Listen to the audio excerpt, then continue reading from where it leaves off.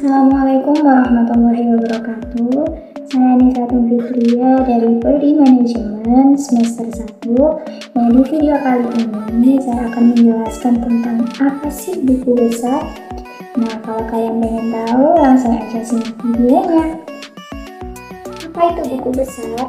Nah, dalam akuntansi, buku besar menjadi salah satu aspek yang penting, sebab di dalam buku besar atau ledger terdapat berbagai akun untuk meringkas transaksi yang sudah dicatat dalam jurnal.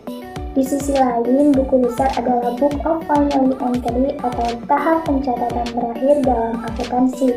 Sehingga sebelum mengetahui dan mempraktekkan cara membuat buku besar, memahami apa yang dimaksud buku besar itu juga sangat perlu dilakukan. Nah, secara garis besar, buku besar berisi perkiraan mengenai ikhtisar dari pengaruh transaksi keuangan akibat perubahan aktiva, kewajiban, dan juga modal perusahaan. Umumnya, buku besar menjadi buku utama pencatatan transaksi keuangan yang menggabungkan masukan dari semua jurnal transaksi. Oleh sebab itu, buku besar digunakan sebagai dasar pembuatan laporan neraca dan juga laporan laba rugi. Di dalam buku besar juga terdapat istilah posting. Apa itu posting? Nah, aktivitas mencatat buku besar disebut dengan posting, karena buku besar merupakan pemindahan akun dari jurnal umum. Posting dilakukan setelah membuat jurnal umum. Akun-akun yang terdapat di dalam buku besar digolongkan dalam akun real atau real account dan juga akun nominal atau nominal account. Akun real merupakan akun yang berada pada neraca seperti utang, aktiva, modal, dan juga kewajiban. Sementara itu, akun nominal merupakan akun yang berada pada laporan laba rugi seperti akun beban dan juga pendapatan. Yang selanjutnya ada fungsi dan juga manfaat buku besar. Secara garis besar, buku besar berfungsi untuk meringkas seluruh data transaksi yang sudah ditulis di dalam jurnal umum. Selain itu, buku besar juga dapat digunakan sebagai alat untuk menggolongkan data keuangan, mulai dari yang terbesar hingga yang terkecil. Dengan demikian, fungsi dari buku besar dapat diuraikan ke dalam poin-poin berikut ini. Nah, yang pertama, sebagai dasar penggolongan transaksi yang sudah tercatat dalam jurnal umum. Yang kedua, sebagai alat untuk menggolongkan data keuangan. Yang ketiga, sebagai media klasifikasi dan pencatatan kode data transaksi yang bersumber dari akun-akun perusahaan.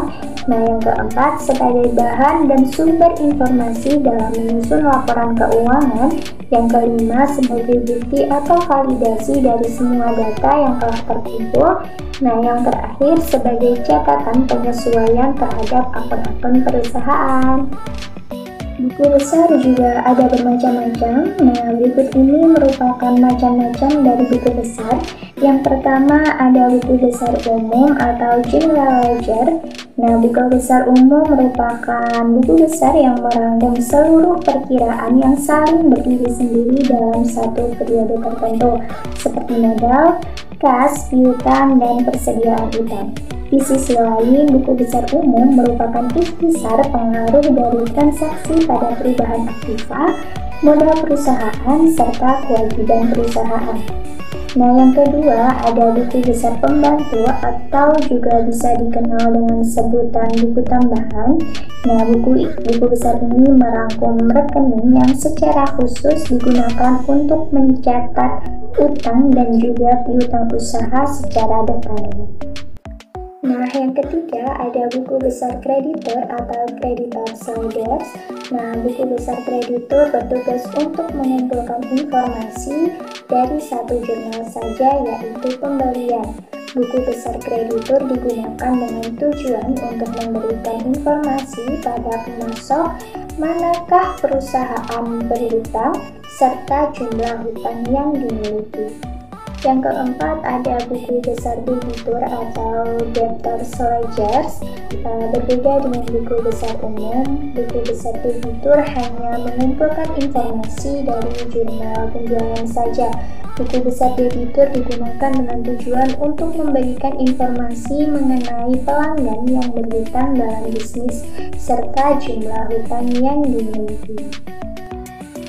Nah, buku besar sendiri memiliki beberapa bentuk. Berikut ini adalah bentuk-bentuk dari buku besar. Yang pertama ada buku besar berbentuk P. Nah, buku besar berbentuk P adalah buku besar yang paling sederhana sekaligus menjadi buku besar yang paling sering digunakan.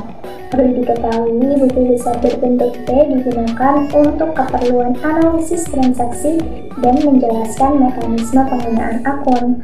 Nah, yang kedua ada buku besar berbentuk skontrol, terdiri dari 2 kolom. Buku besar berbentuk skontrol adalah versi lebih lengkap daripada buku besar berbentuk P. Nah, yang ketiga ada buku besar berbentuk staple. Buku besar berbentuk staple memiliki bentuk halaman serta mempunyai lajur saldo. Buku besar berbentuk staple terdiri dari 2 jenis. Nah, yang pertama ada bentuk staple berkolom saldo tunggal yang terdiri dari 3 kolom dengan lajur saldo tunggal. Nah, yang kedua ada saldo rangkap yang terdiri dari 4 kolom dengan lajur saldo rangkap. Nah, berikut ini merupakan contoh dari beberapa bentuk buku besar. Bisa dilihat teman-teman, itu adalah contoh dari buku besar berbentuk P. Lebih sederhana ya. Oke, contoh selanjutnya bisa dilihat teman-teman, itu adalah buku besar berbentuk skontrol. Nah, dibandingkan dengan buku besar berbentuk P tadi, bentuk skontrol ini lebih lengkap dan juga lebih detail. Nah, di materi sebelumnya sudah dibahas tentang posting. Sekarang bagaimana cara memposting dari jurnal umum ke dalam buku besar. Nah, untuk memposting dari jurnal umum ke dalam buku besar itu ada beberapa langkah. Nah, berikut adalah langkah-langkah untuk memposting dari jurnal umum ke buku besar. Yang pertama, pindahkan tanggal transaksi pada jurnal umum ke dalam kolom tanggal pada buku besar. Nah, yang kedua, kalian bisa pindahkan jumlah debit dan jumlah kredit pada jurnal umum ke dalam kolom debit dan juga kredit pada buku besar. Yang ketiga, kalian bisa memasukkan nomor halaman pada jurnal dalam kolom referensi dalam buku besar. Nah, yang terakhir, pindahkan informasi dan keterangan singkat pada jurnal umum ke dalam buku besar. Nah, dengan adanya materi-materi yang sudah saya sampaikan, bisa diambil kesimpulan yaitu sebelum membuat buku besar, pastikan terlebih dahulu untuk kalian memilih buku besar sesuai kebutuhan perusahaan kalian. Jika skala bisnis kalian masih tergolong kecil dan belum membutuhkan update mengenai saldo secara terus-menerus, tidak ada salahnya kalian untuk memilih menggunakan buku besar berbentuk T atau skontrol. Tetapi jika kalian menjalankan perusahaan yang membutuhkan update mengenai kondisi saldo secara berkelanjutan atau terus-menerus, kalian bisa pilih buku besar berbentuk staple, saldo tunggal maupun rangkap. Nah, itu saja yang bisa saya sampaikan mengenai buku besar.